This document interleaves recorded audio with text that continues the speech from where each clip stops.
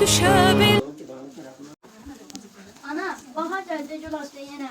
Sənsiz darıxıram, baxıram göyə. Qəlbim titrəyir, bilirəm anam. Gözləyirsən? Gözləyirsən məni axı hər bayram. Ana, 8 Martın mübarək. Biz səni çox sevirik.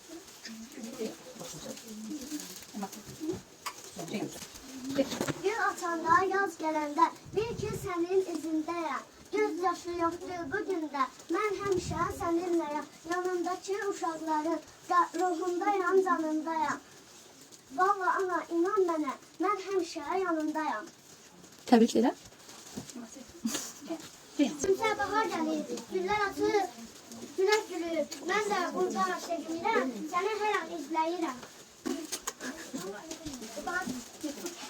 Qürurla söylə, oğlum şəhidim, mən sənə əbədi borcluyam anam. Cənnət qucağında mən də böyüdüm, sən məni dualarınla anam. Ağlama gülüm, bahar sənindir, sevgindir qəlbimdə əbədi yanan. Sən vətənin də anasısan, sənə sənsədədir bu millət anam. Sən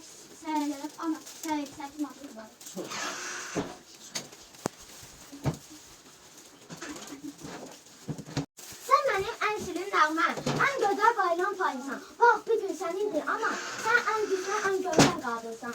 Zəlaxıra 8 Martını təbrik edən, inşallah hər gününüzü bilər. Amin. Bil ki sənə borcluyam, mənə sevgi nur verdin. Mən də bu körpələri sənə təbriki göndərdim.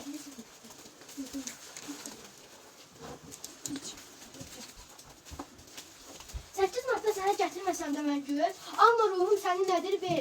Səndən istəyirəm daim sən gül, sən mənim əbədi baharımsan bil. Səyyaran ana 8 Martda mübarək, həmişə özünə gülsən. Dostlar gəldi mənim kimi, sevib gətirdi evimə. Bax ana, qıldı indi, mən güvən görədim. Sənə 8 Martda təbii ki, mən sizə çox sevirəm. Ürəyi təmizdir, ruhu təmizdir. Xəyalı bir nur tək, sonsuz dənizdir. Qadın bir anadır, ana əzizdir. Qadınlar bayramınız mübarək olsun. Kədər yaşı düşməsin gözdən yanağa. Acı söz gəlməsin dila dodağa. Öyrəşə bilməyik sizsiz yaşamağa. Qadınlar bayramınız mübarək olsun. Qəhrəman ananın qəhrəman oğlu, qəhrəman oğlun qəhrəman anası. Evləri qadınsız, düşünün görək. Qadınlar zinətdir, dəyərin bilək. Həyəsi bir evə verilən mələk. Cənnətə aparan yoldur qadınlar. Kimi üçün bacıdır, kimi üçün ana. Bunlar əbədsizdir hər bir insana. Qadınlar bəzəkdir bütün cahana. Hər biri ətili güldür qadınlar.